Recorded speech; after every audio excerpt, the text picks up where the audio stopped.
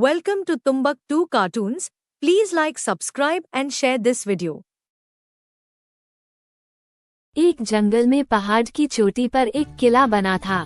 किले के एक कोने के साथ बाहर की ओर एक ऊंचा विशाल देवदार का पेड़ था। किले में उस राज्य की सेना की एक टुकड़ी तैनात थी। देवदार के पेड़ पर एक उल्लू रहता था।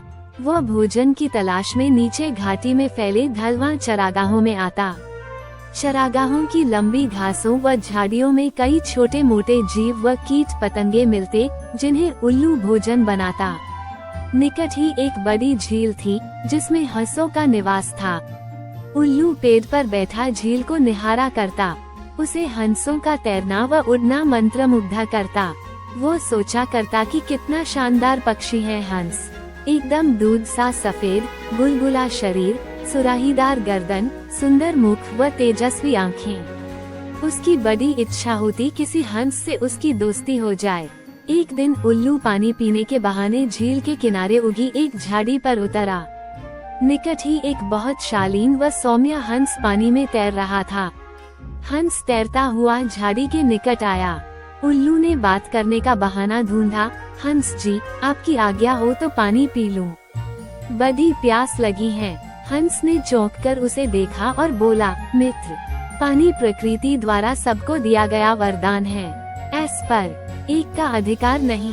उल्लू ने पानी पिया, फिर सिर हिलाया जैसे उसे निराशा हुई हो। हंस ने पूछा, मित्र, असंतुष्ट नजर आते हो, क्या प्यास नहीं बुझी? उल्लू ने कहा, हे हंस, पानी की प्यास तो बुझ गई, पर आपकी बातों से मुझे ऐसा लगा कि आप नीति व ज्ञान के सागर हैं। मुझ में उसकी प्यास जग गई है। वो कैसे बुझेगी? हंस मुस्कुराया, मित्र, आप कभी भी यहाँ आ सकते हैं। हम बातें करेंगे। इस प्रकार मैं जो जानता हूँ वो आपका हो जाएगा और मैं भी आपसे कुछ सीखूंगा। इसके पश्चात हंस व उल्लू रोज मिलने लगे। एक दिन हंस ने उल्लू को बता दिया कि वो वास्तव में हंसों का राजा हंसराज है। अपना असली परिचय देने के बाद हंस अपने मित्र को निमंत्रण देकर अपने घर ले गया। शाही ठाठ थे। खाने के लिए कमल व नरगिस के फूलों के व्यंजन परोसे गए और जाने क्या क्या दुर्लभ खाद्य थे, उल्लू को पता ही नहीं लगा। बाद में सौंफ इलायची की जगह मोती पेश किए गए। उल्लू दंग रह गया। अब हंसराज उल्लू को महल में ले जाकर खिलाने पिलाने लगा। रोज दावत उड़ती। उसे डर लगने लगा कि किसी दिन साधारण उल्लू समझकर हंसराज दोस्ती न तोड़ ले। इसलिए स्वयं को कंसराज की बर रखने के लिए उसने झूठ मूठ कह दिया कि वह भी उल्लुओं का राजा उल्लूक राज है। झूठ कहने के बाद उल्लू को लगा कि उसका भी फर्ज बनता है कि हंसराज को अपने घर बुलाए। एक दिन उल्लू ने दुर्ग के भीतर होने वाली गतिविधियों को गौर से देखा और उसके दिमाग में एक युक्ति आई। उसने दुर्ग की बातों को खूब ध्यान से समझा, सैनिकों के कार्यक्रम नोट किए। फिर वह चला हंस के पास। जब वह झील पर पहुंचा, तब हंसराज कुछ हंसनियों के साथ जल में तैर रहा था। उल्लू को देखते ही हंस बोला, मित्र, आप इस समय? उल्लू ने उत्तर दिया, हाँ मित्र, मैं आपको आज अपना घर दिखाने व अपना मेहमान बनाने के लिए ले जाने आया हूँ। मैं कई बार आपका मेहमान बना हूँ, मुझे भी सेवा का मौका दो।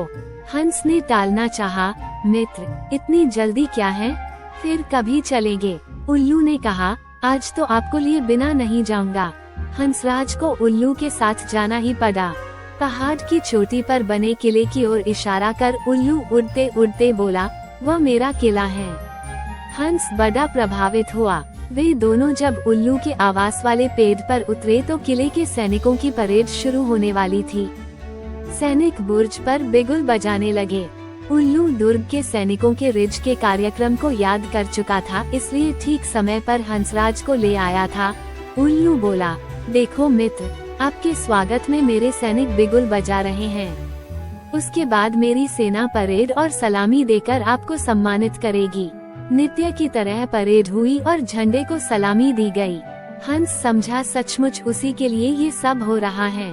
अतः हंस ने गदगद होकर कहा, धन्य हो मित्र, आप तो एक शूरवीर राजा की भांति ही राज कर रहे हो। उल्लू ने हंसराज पर रौब डाला, मैंने अपने सैनिकों को आदेश दिया है कि जब तक मेरे परम मित्र राजा हंसराज मेरे अतिथि हैं, तब तक इसी प्रकार रोज बिगुल बजे व सैनिकों की परेड निकले। उल्लू को पता था कि सैनिकों का ये रोज का काम है, दैनिक नियम है। हंस को उल्लू ने फल, अखरोट व बनफशा के फूल खिलाए। उनको वह पहले ही जमा कर चुका था। भोजन का महत्व नहीं रह गया। सैनिकों की परेड का जादू अपना काम कर चुका था। हंसराज के दिल में उल्लू मित्र के लिए बहुत सम्मान पैदा हो चुका था। उधर सैनिक टुकई को वहां से कूच करने के आदेश मिल चुके थे। दूसरे दिन सैनिक अपना सामान समेटकर जाने लगे तो हंस ने कहा, मित्र देखो, आपके सैनिक आपकी आज्ञा लिए बिना कहीं जा रहे हैं। उल्लू हड़बड़ाकर बोला, किसी ने उन्हें गलत आदेश दिया होगा, मैं अभी रोकता हूँ उन्हें। ऐसा कह वह हूँ करने लगा। सैनिकों ने उल्लू का घुघुआना सुना व अपशकुन समझकर जाना स्थगित कर दिया। दूसरे दिन फिर वही हुआ। सैनिक जाने लगे तो उल्लू घुघुआया। सैनिकों के नायक ने क्रोधित होकर सैनिकों को मनहूस उल्लू को तीर मारने का आदेश दिया। एक सैनिक ने तीर छोड़ा। तीर उल्लू की बगल में बैठे हंस को लगा। वो तीर खाकर नीचे गिरा व फफडाकर मर गया। उल्लू उसकी लाश के पास शोकाकुल हो विलाप करने लगा, हाय, मैंने अपनी झूठी शान के चक्कर में अपना परम मित्र खो दिया। धिक्कार है मुझे।